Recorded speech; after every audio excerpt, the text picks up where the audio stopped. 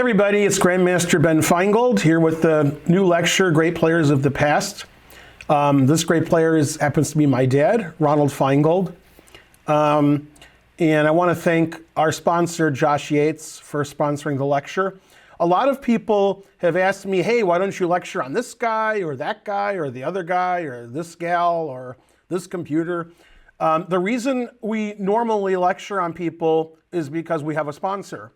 So if you want me to lecture on some great player of the past and you sponsor the lecture, we will sponsor it. We will have the lecture, or you will sponsor it, whichever's funnier. Anyway, thanks Josh Yates for sponsoring the lecture on my dad.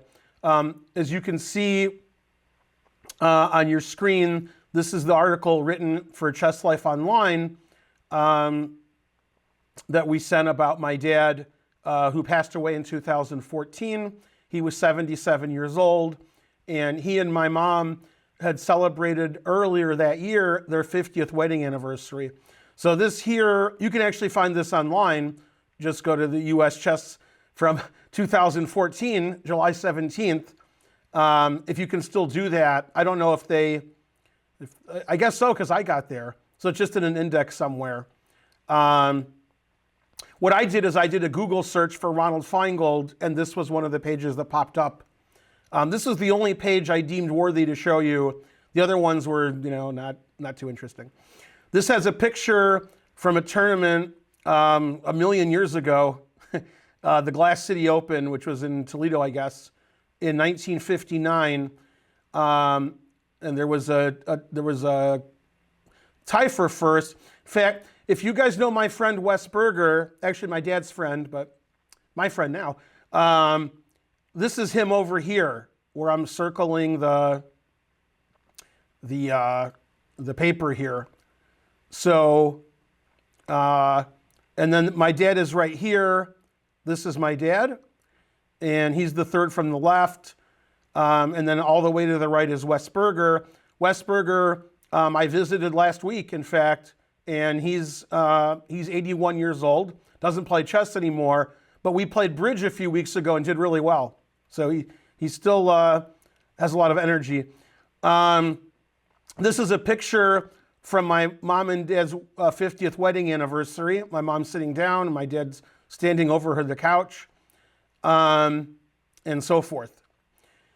In the article, and maybe you've seen this before, I've looked at on stream more than once and made videos of my dad's game with Bobby Fischer from 1963. So that's the first game in the article. Fischer won a famous bishop and pawn ending, which you can see here. Then this is the picture I like the most. This picture here is my dad's last rated tournament in 2013. So my dad was 76 years old, and he was playing Christopher Shen, who later became rated 2400 USCF. But this was, 8 years ago, or 8.5 years ago. And I think he's 11 here. Maybe he's 10. And he's rated I think he was higher rated than my dad. I think he was like 2100. And my dad won the game, and the game took over 6 hours, and it was the last game to finish. And that's one thing you should learn about my dad and my dad's games is his games took forever. His games were always 5, 6, 7 hours long. And before you were born, when they had adjournments, his games were adjourned a lot. Then they would play them off later. And the longest game my dad ever had was he started a game at 10 a.m. and it was adjourned at 4 p.m. And then they didn't play it out until 4:30 a.m. because the other guy his game went like 9 or 10 hours, the guy's second game. And then my dad finished at 7:30 in the morning. And the game was a draw. So my dad started at 10 a.m. and it didn't finish until 7:30 a.m. with a very long break in the middle. And this is my dad's best game, I think, against Eric Torman, who was rated about 2450. My dad was white, and my dad eventually got to this position where he has 1 million pieces and his opponent doesn't have any. That was against Eric Torman, who actually changed his name. His name used to be Vadim Tsemekman, but he changed it to Eric Torman. Anyway, if you go to the internet, type in Ron Finegold chess or something, you can find the Chess Life article. Okay, let me get a new share in for you guys. It's always my mom said never share, but I have to share. Okay, so we got this. Let me see if I'm sharing this. Yeah. Okay. Okay. So my dad played chess in the 50s, 60s, 70s, 80s, 90s, 2000s, and 2010s. So he played chess for several decades, maybe 7. I didn't count how many it was too many. Could be 8. My dad played chess, and my dad was born in 1937, and his first rated tournament wasn't until he was about 17 years old, but he had played a lot of chess before that, before he played in tournaments. So when he played in tournaments, like his first rank was like 1900. He was already pretty good. He had played a lot of chess before then, and so forth. Let me make sure this is looking right. If it looks right, it looks sort of weird, but okay. This should go away, but it's not, so I don't know. Hopefully this is working. Okay, so the first game I want to show you is a game my dad played against G.W. Church. Now that game you should know from outside of chess, but not from in chess. And when you think of church, and you think of, what the church, what do I know that's church? Other than the religious church, there's a chicken place called Church's Chicken. Church's Fried Chicken, depending on what year it was. And that was founded in 1952 in Texas by this guy, the guy my dad's playing. And my dad said in 1962 in San Antonio, this was the US Open, that the guy was passing out chicken coupons for his chicken restaurant. So that's Church's Fried Chicken. And I remember Bill Church, I'm not sure if that's the same church. This guy's G.W. Church. But Bill Church, maybe it's the same guy. Maybe the W's for William and Bill, He played in the 1985 US Open, and he played Nick DeFermi in the first round, and he played the Latvian Gambit, but he lost. So I'm guessing there's not two churches who found Church's Fried Chicken playing USCF-rated chess. So it's probably the same guy. Now, you can see why this guy wasn't a professional chess player when you see my dad's game with him. The game was so one-sided that the bulletin people decided to say, and white won later, instead of showing you the whole game, because they thought you wouldn't be interested. Okay, so my dad played knight f3.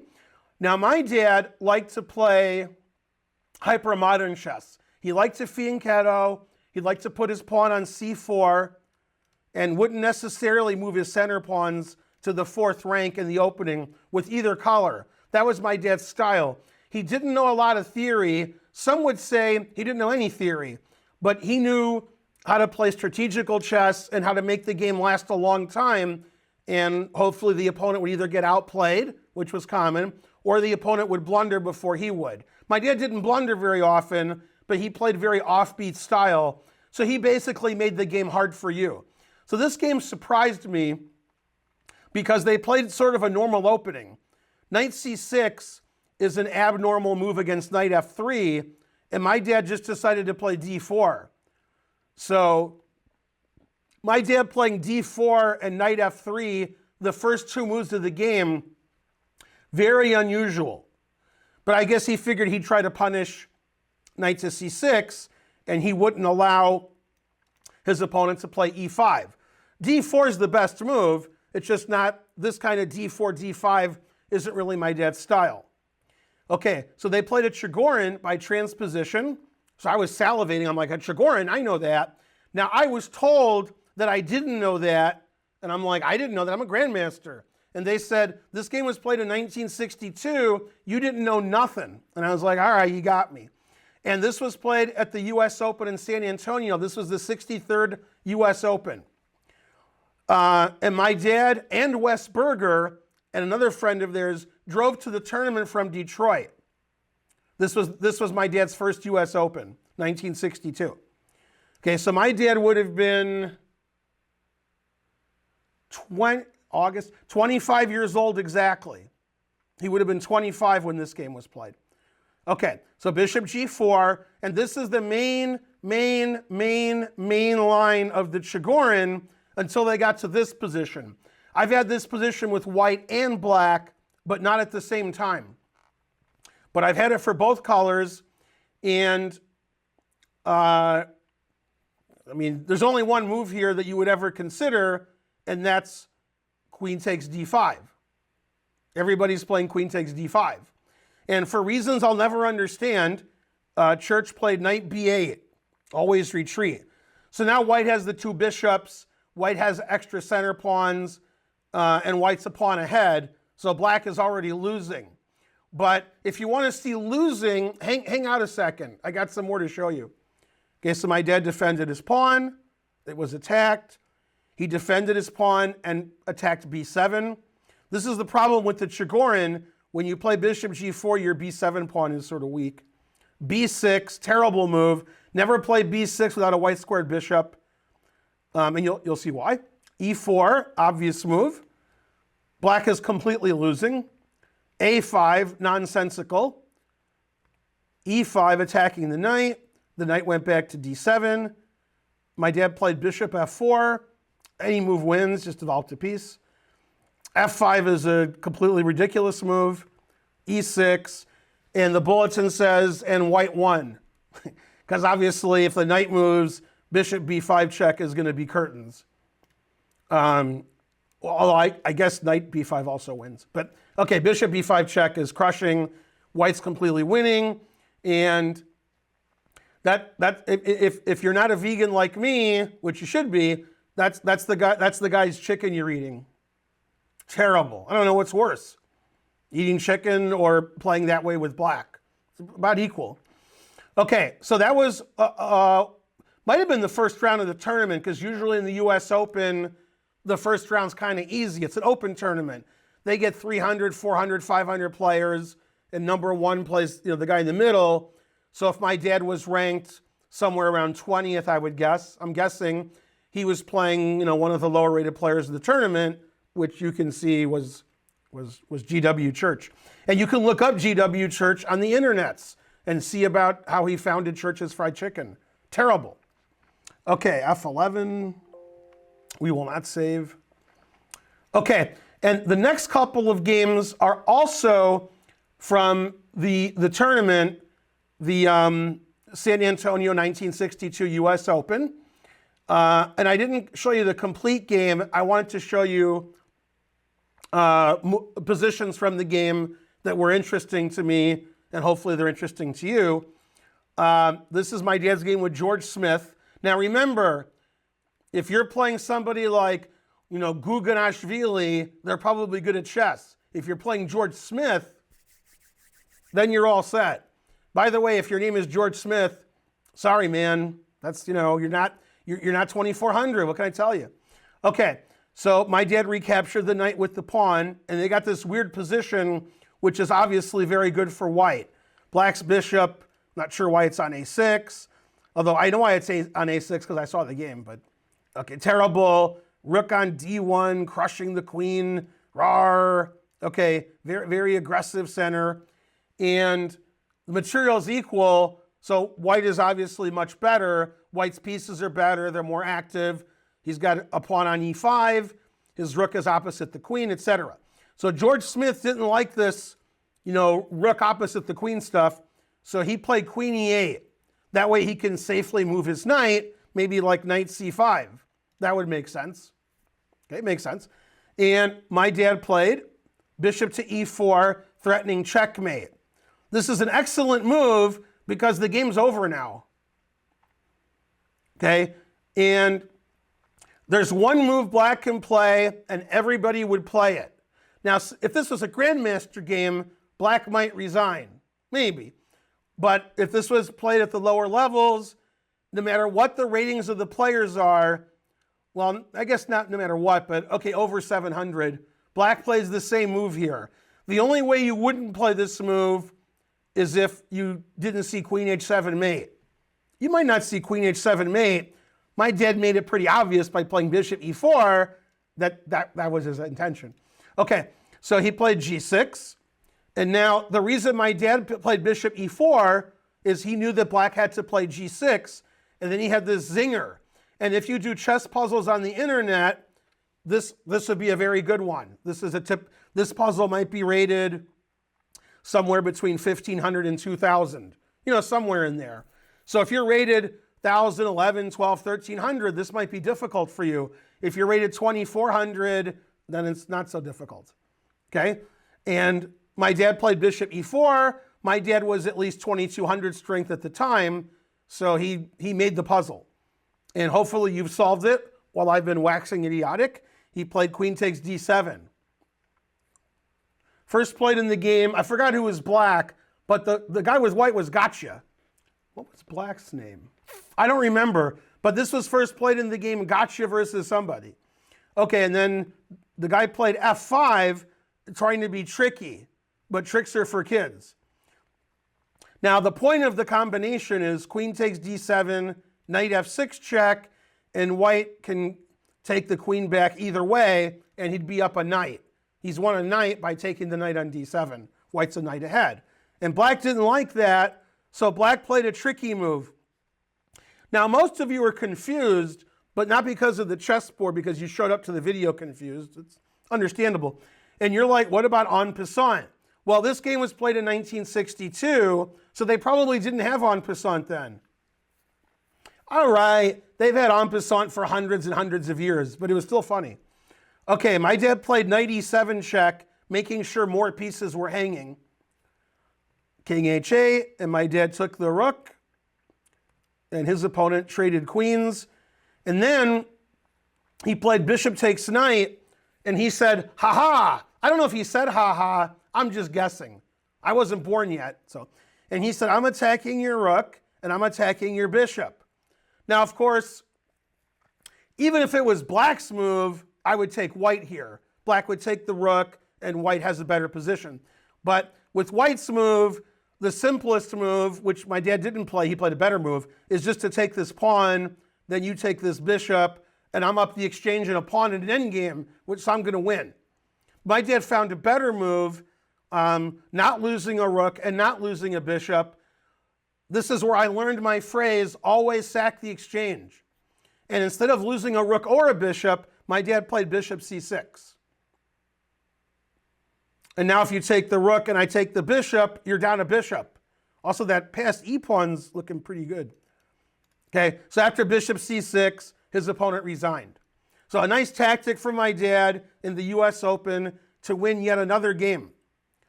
Okay, let's look at the last game from the US Open that I'm going to show you. And it's this one. My dad's playing Marshall Rowland. Again, I don't know who that is. And this looks more like a competitive position. It's opposite colored bishops. It's equal pawns. It's equal rooks and queens. Nobody's winning any material. So this looks like the game could go either way. Very complicated position. My dad has a better center, of course, and my dad's bishop is better than his opponent's bishop. His bishop can't really go anywhere, and my dad's bishop is dominating. So obviously I would take white here, but black has counterplay down the A file. Maybe he'll take on A2 and have a passed queenside pawn. That's his goal anyway. Okay, so my dad, after king h7, played the move bishop d4, attacking the rook on a7. Now the guy has to make a decision. It's not really a tough decision, it's an unfortunate decision. He has to keep his rook on the A file because he wants to keep pressure on A2, but that allows rook takes c7. So you can't allow rook takes c7. My dog's even barking about it. He's like, don't allow rook takes c7. Don't do it. Okay, well that means you have to play rook b7. By this round, the en passant rule was clearly in motion because after c5 we could take en passant. In fact, we have to, which wins a lot of material. Okay, so rook b7 is sort of forced, and now my dad has the pressure of a2 taken off. There's no rook here. Okay. With the pressure taken off, my dad played rook c1 to double up on the bubble up. attacking the c7 pawn. You can't play this rook to a7 to defend because the bishop is attacking that. So again, you either have to play c5 and allow en passant winning, or you have to defend with your queen, because that's all you can do. So he defended with his queen. Queen b8. So the last two moves have really been going well for my dad. He's gotten rid of the pressure on the a file, and he's forced black to use two big pieces defending the queen side. And in this position, instead of continuing to attack on the queen side, since I don't really see a way to do it, my dad went for the king side, bishop g7. And this has a big threat, which I guess my dad's opponent missed. I think the only move, actually, now that I think about it, I was going to say the only move is queen g8, but I think, no, queen g8 might work, maybe. Yeah, queen g8 might work. Queen g8, and if I take and we trade everything, I thought maybe white was winning here, but after rook takes a2, I'm a little bit worried. In fact, I think black is winning because this pawn's too strong. Yeah, I don't know about this position. Yeah, this probably isn't good for white. So black could play queen g8, and then my dad would have to move his bishop away. Or he could play queen d8, which keeps the defense of the c pawn and stops my dad's idea. Instead, as the old saying goes, and this game is old. This game was played in 1962. So maybe it was invented this game, who knows? Potzer sees a check, Potzer plays a check. You don't just check your opponent for no reason, and you got to check yourself before you wreck yourself. That song wasn't out in 1962, so the guy didn't know what to do. So the guy played queen a7 check, which is a blunder. Checking my dad's king. My dad saw it and went to h1. Now, my dad has the unstoppable threat of queen f6 to h6. Like, you know queen f6 to h6 is coming, but you put your queen on a7. So whatever you do, I'm going to play queen f6, I'm going to play queen h6, I'm going to mate you. Now you might say, well, you're always talking about sacrificing the exchange. Why not sacrifice the exchange here? Okay, now this is losing, although it's better than getting mated. However, I don't think my dad has to take that rook on a2. I think he can do what I said he was going to do. Queen f6, queen h6, queen h8 mate. I think we can just ignore the rook, although taking it probably wins. Okay, so black found a way to defend his h-pawn, which is pretty good. I mean, you guys at home can't find it. You're like, he defended the h-pawn. I mean, it's obvious queen f6 is coming. Queen a7 check, pretty bad move. So he played queen e3. And his idea was, and his idea came true, queen f6, g4, and the queen defends. And my dad was only 25, and the first time this was ever uttered by anybody, he said, "Ish don't think so." And that's because his opponent's name was Roland. He probably thought he was German or something. So he wanted to hook him up. And my dad played f4, never play f3. That blocks the queen, interfering with the defense on h6. And now, as they say in India, you can't do Vishwa nothing. You want to do Vishwa something, but you can't. And as you all know, some of them don't know. I was whispering to my Perrier. As you all know, when it's opposite colored bishops, that's good for the attacking side, because the bishop is attacking a color and the other bishop can't defend that color. So this is a dark square invasion and this bishop isn't so good. Now this was 1962, right during the Beatles invasion. So it's good timing. So queen takes h6 is unstoppable, inconceivable, so black resigned. So those are three games that my dad won in the 1962 US Open in San Antonio, my dad's first US Open. And they drove down from Michigan. Can you imagine driving from Detroit to San Antonio in 1962? In the summer? I'm guessing it was hot, and I don't know for a fact, So anybody in the audience who's in their 70s, 80s, and 90s is going to be really mad at me if this isn't true. I don't think they had air conditioning in cars in 1962. Of course, if they did, then that would be better. But I'm guessing they didn't. And I'm guessing if cars did have air conditioning, which I don't think they did, but if they did, I'm guessing most cars didn't. Only the fancy schmancy cars. I mean, I knew a guy in the 1990s who drove from Boston to Phoenix, and he didn't have air conditioning in his car. His car didn't come with it. So he lived in Phoenix with an air-conditioned car in the 90s. Man, the truth hurts. Some air conditioning in Phoenix. I assume San Antonio in the summer is quite hot. So the drive must have been not the most fun. Okay, also the speed limits were lower. Terrible. But it's fun going to a US Open. Okay, and last but not least, unfortunately for me, very unfortunate, I need a Perrier for this. Just to feel better.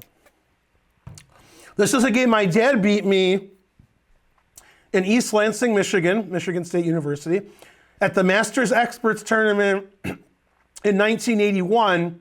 And in Michigan, I don't know if this is still the case. I would guess it's still the case, even more so. They have what's called the Michigan Class Championship. Class E, Class D, Class C, Class B, okay? And that's the rating range. And since they didn't have a lot of players over 2,000, or they really didn't have a lot of players over 2,200 in the 60s and 70s and 80s, they combined the Masters and the Experts. And at some point, it actually became its own tournament. They would have the Michigan Class, and then some other weekend, they would have the Masters Experts by itself. But it used to be they were in one tournament, and Masters Experts was just one of the classes. And since there weren't a lot of Masters, they combined the classes so they get enough people. Okay, now in 81, my dad would have been 44 years old. Yep. And I would be 11 or 12, but I think the Masters Experts was in the spring. So that would mean I was 11. And when I was 11, during this game, if I had to bet, I would bet I was between 18 and 1900. It's possible I was over 1900. That's possible. But I definitely was under 2000. I didn't get to 2000 until 1982. So probably I don't know, 1870 or something. And my dad was probably 2150, if I had to guess. But he could have been over 2200. He was in his 40s and 50s at various points over 2200. But he was mostly an expert at that point. So I'll say he's 2150. And he had the white pieces. And this is a Ron Finegold game. If you're like, what does Ron Finegold play like? This is a good game to show. This is his style. Okay, he played E4, but he's not going to play any theory. Okay, I played the French defense. I played the French defense when I was a kid until I was about 18. So if you look at a game of mine where I'm black against E4, between the ages of like 8 and 18, I probably played E6. Okay, and he played D3, and we transposed into a Sicilian, I guess, I don't know. G3, my dad likes to play G3. And he took, I'm not sure which way I should take, like even now, but pawn takes has to be fine. Pawn takes, bishop G2, knife F6, knight E2. So my dad played knight E2. He wants to play knight F4 and knight C3 and attack my pawn on D5. And obviously, the reason my dad took my pawn on D5 when he did in this position is I've already played C5. If my pawn was still on C7, then I could thwart his bishop by playing C6. And then I wouldn't be so worried about him playing knight F4, knight C3, because my pawn's defended. Okay. And knight C6, castles, bishop E7, knight C3. This looks pretty reasonable. Now, if I was playing today, I don't remember what I played because it was 1981 and I lost, so sorry. If I won, I might have remembered, but probably not. I realize now that bishop G5 would be annoying because he'd put a lot of pressure on my pawn. So I'd probably play H6, and then I would play bishop e6, and I would be solid. And then my dad would probably have to play d4 at some point if he wanted to do anything. Otherwise, what's he going to do? The whole point of knight e2 is to play knight f4, putting pressure on my pawn on d5. Now, of course, if I play bishop e6 too early, he could play knight f4 and attack my bishop. So that would be annoying also. So I played d4 because I didn't want to deal with any of that. Although that makes my dad's bishop quite good, his bishop on g2. That's probably not a bad move. d4 is probably okay. He played knight e4, I castled, and he played knight f4. So he wants to trade on f6 and play knight to d5, keep his knight on d5. And this is the kind of game that my dad likes. He's got a bishop on g2, and he's attacking the center, and he's moving his knights around, and he's try to out-strategic me because, I mean, I'm 11 years old and I'm 1800, 1900. My strategical play is not that good. I'm not saying it's good now, but really bad then. Okay, I played rook e8. That seems fine. He traded and played knight d5. Yeah, that seems fine. I played bishop e6. And my dad has the two bishops. What else? Now, the problem with taking my knight is I take back, and even though my pawns are doubled, my bishop has the d5 square, and his king is sort of loose. His bishop, conversely, on c1 isn't doing very much. So I'm not really worried about bishop takes c6 at all. Now, to be honest with you, I don't think I've done anything too bad here. I don't think black's position is so bad. I developed my pieces. I played rook e8 on the open file. All right, this seems okay. I gave up the two bishops, and I was 11. Sue me. Okay, he played a3, stopping my knight from going to b4 ever, and maybe later he'll play b4. Okay, I played c4. That move I don't like. It's explosive, but I don't like it. I think it helps him more than it helps me. Now, I was 11, so I had to do stuff. If I was playing the game now, then I guess I'd play rook a d8 and then try to play bishop d5 and get rid of his nice bishop. That makes sense to me. Yeah, I don't see what's wrong with that. But okay, I was young, I was rash. I played c4. I mean, I barely consider c4 now. He played bishop e4, kind of an odd move. I guess he wants to play queen h5, and I won't see this. I played rook e7, also an odd move. I think I did it to defend my b pawn so my knight could move. He played h4, making my rook e7 look really stupid. So I played h6, stopping bishop g5, queen h5. Yeah, and the problem is I can't kick his queen off of h5. Bishop g4 is never possible. And if I play g6, I lose my h-pawn. So, yeah, this is sort of annoying. His pieces have taken up nice squares. He has more space on the king's side. His bishop's really good in the center here. And I can't even play the plan I wanted to play. When I say I wanted to play, I mean now. Rook a d8 and bishop d5, because he's defending d5. So, okay. I played rook back to e8, realizing rook e7 was probably stupid. Bishop f4, my dad's taking over. I finally played rook d8. He played rook e1. And yeah, this is just me getting outplayed. I have the black pieces and I can't do anything. This is like if I played Jeffrey Zhang today, this is what would happen. You'd be like, it looks equal. Then 5 moves later, you'd say, it doesn't look equal. All right, I took on d3. Still not sure why I played c4. Giving my dad the c file, that was a good idea. Terrible. And I played g6. I just didn't know what to do. And so I wouldn't do that now. I wouldn't just give up a pawn. But okay, I was 11. But yeah, to be honest with you, I don't see a good plan for black. I don't see any plan for black. This just looks terrible. He's going to play rook c1. Maybe he'll play queen 8 b5. And you can see why my dad's games went several hours, even when he was totally outplaying you, it wasn't necessarily because he was winning material and tricking you. He was just putting his pieces on better squares than you did. He was accumulating small advantages. Okay, so I gave up a pawn. I don't know, that's dumb. And then I wanted to trade queens, and my dad said no. I played a6, stopping queen b5, played queen c5. I defended. He threatened my b pawn, and I defended it with f5. Very anti-positional move. But I did defend my pawn, so I get some credit. Queen d7, rook c1. So white has two bishops and an extra pawn. My g6 pawn's sort of weak. b7's sort of weak. d4 might fall. The diagonal to my king is weak. They're just losing.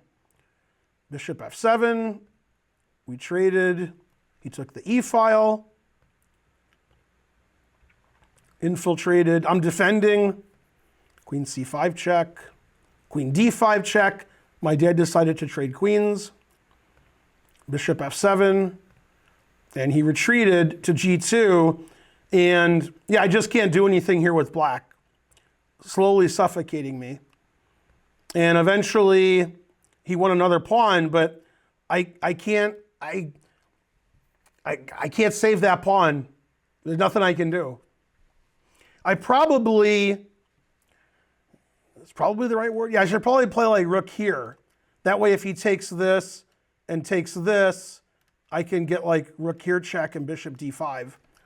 So that might prevent that. Yeah, probably I was thinking he would play bishop takes and then take this, which I prevented, because if he plays bishop takes, I play king takes bishop. But he just took. So that was dumb of me. I played rook d8, trying to get my pawn back.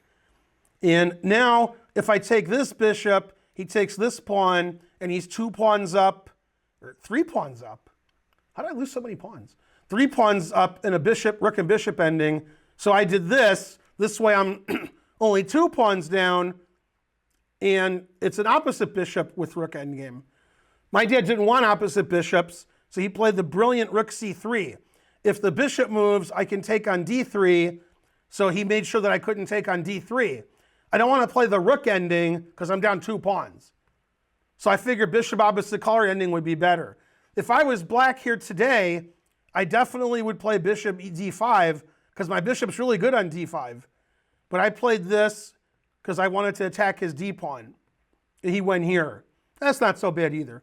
So I'm 2 pawns down with opposite bishops, but in the long run, there's not much I can do.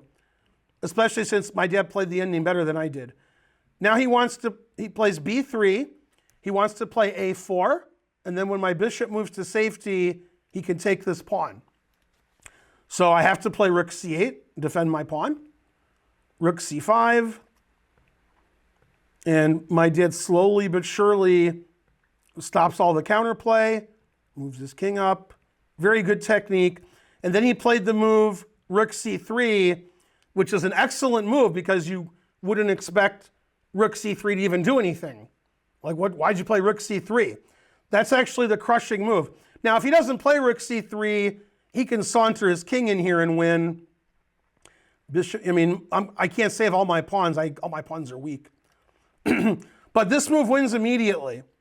Rook c3. White's threatening a4, and the bishop is trapped. Now, when the rook was on c5, if he played a4, I could play bishop d3. I'm not saying I like it, but I could do it. And probably I would lose my bishop in the long run, because my bishop looks terrible. But he played rook c3. I'm going backwards. He played rook c3, so I can't play bishop d3. Now he's threatening a4. And I remember this. I remember feeling like, man, I couldn't move this game. Notice how I didn't make any threats this game. I never got past the 4th rank. I never did anything. I just got squished. Now, if I play the obvious way to get my bishop out, I think it's obvious. a5. Now if he plays a4, I escape. Hooray for Ben. Well, now he plays rook here. And then I lose a 3rd pawn, which isn't good. Down 3 pawns is bad. So after rook c3, I resigned. So a really good strategical game from my dad, I really didn't do much wrong considering I was only like 1800, 1900. I played okay, but I just wasn't at his level at that point. Probably I got to his level in 83 or 84, but before that he was just better than me. So if we played in a tournament, he would win. And we did get paired in tournaments between 83 and 88, and I usually won those games. We didn't play quick draws like some relatives do. I played my brother a lot also, and we also didn't play quick draws. You know, he'd win, I'd win. My brother was a good player also. So I grew up in a chess family, and occasionally we had to play each other. Now to finish, something funny, in the 1989 Motor City Open, in the last round with 4.5 out of 5 on board 2, my brother played my dad. I was on board 1, I had 5 out of 5. My opponent had 4.5. So we played a quick draw. That way either I'm clear first or I tie with my relative, also good. And my dad beat, my brother beat my dad in a very long endgame. They didn't play like a father-son draw. They played a real game, and the game went like 4.5 hours, and eventually my brother won. And I tied for first with my brother. So we got paired a lot because we were a chess family. We played chess tournaments together. Sometimes you get paired, and we didn't play quick draws. And you can see when my dad was able, he beat me pretty easily. The truth hurts.